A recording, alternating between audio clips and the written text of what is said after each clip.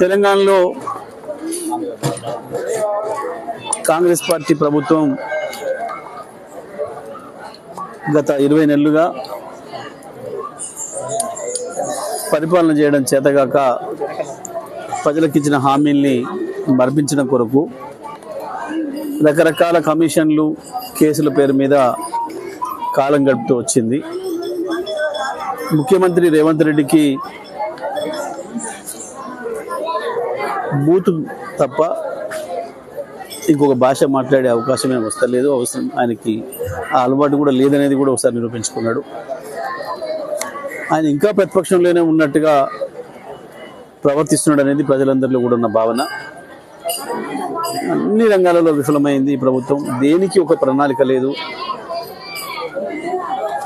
ఏ ఒక్క రంగంలో కూడా ఒక అడుగు ముందుకేసింది లేదు.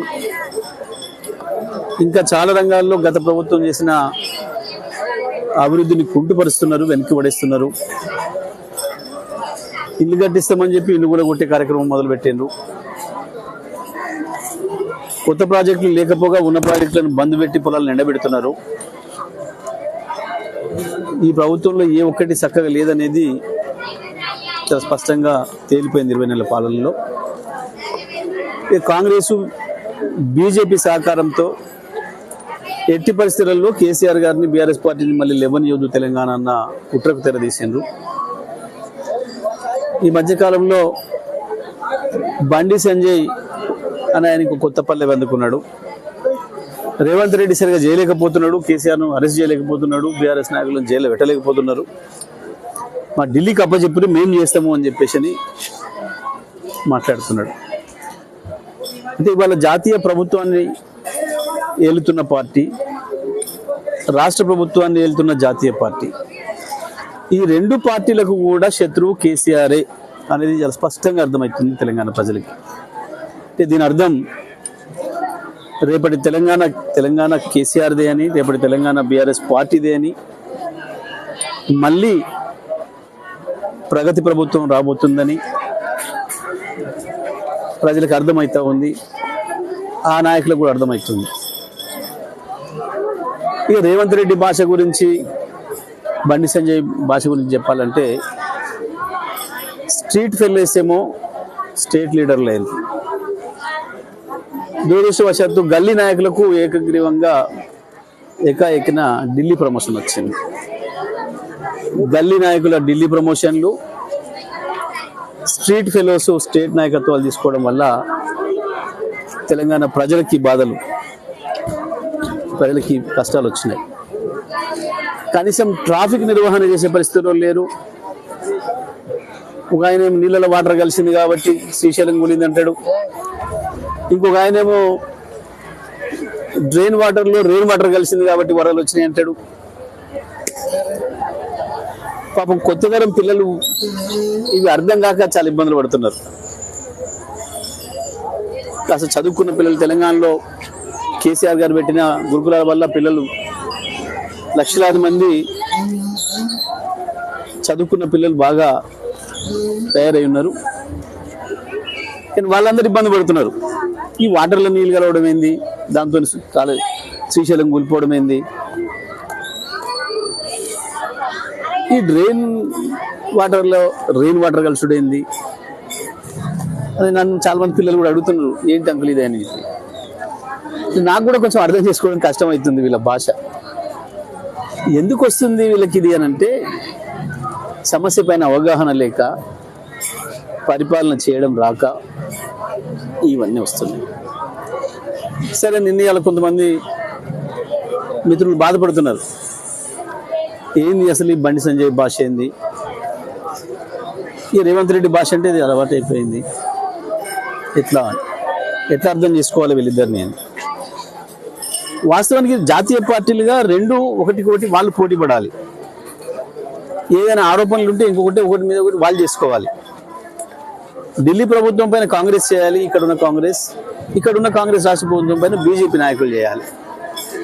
కానీ ఇద్దరు కలిసి కేసీఆర్ మీదనే చేస్తున్నారు ఇప్పటికి కూడా. ఇది ఇవాళ తెలంగాణ ప్రజలు కావచ్చు, బీఆర్ఎస్ పార్టీ నాయకులు, కార్యకర్తలు కావచ్చు అర్థం చేసుకోవాల్సిన విషయం. ఇక వాళ్ళ పని అయిపోయింది, వాళ్ళ పని తేలిపోయింది. కేసీఆర్ చేతిలోకి వస్తుంది రాష్ట్రం. తెలంగాణ ప్రజలు ఎదురు చూస్తున్నారు, ఎప్పుడు ఈ శనిగ్రహాలను వదిలించుకోవాలి, ఈ దయ్యాలను ఎప్పుడు వదిలించుకోవాలి, ఎప్పుడు కేసీఆర్కి రాష్ట్రాన్ని మళ్ళీ అప్పచెప్పాలని చెప్పి ప్రజలు ఎదురు చూస్తున్న విషయం వాళ్ళ మాటల్లోనే అర్థమవుతుంది. సరే, వాళ్ళ భాషకు సంబంధించి అయితే ఇక అంతకంటే నేను చెప్పలేనిది ఏం లేదు. స్ట్రీట్ ఫెలోస్ స్టేట్ లీడర్లు అయినరు, గల్లీ నాయకులు ఢిల్లీకి పోయినరు ఎకాఎకన. ఒక క్రమ పద్ధతిలో ప్రమోషన్స్ వస్తేనేమో బాధ్యతలు తెలిసేది, బాధ్యతాయుతంగా మాట్లాడడం తెలిసేది, భాష ఏ భాష మాట్లాడడం తెలిసేది. కానీ ఒకేసారి అనుకోకుండా వచ్చిన ప్రమోషన్ల వల్ల ఈ సమస్య వచ్చింది.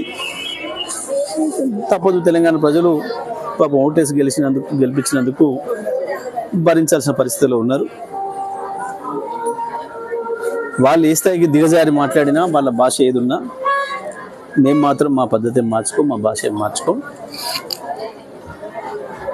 మేము వాళ్ళు ఏ భాష ప్రజలకు అర్థం కాని భాష మాట్లాడినా మేము మాత్రం ప్రజలకు అర్థమయ్యేటట్టే చెప్తాం, ప్రజలకు అర్థమయ్యే భాషలోనే మాట్లాడతాం. నాయకులుగా మా బాధ్యత కేసీఆర్ చెప్పిన ఆ పద్ధతిలోనే మాట్లాడతాం.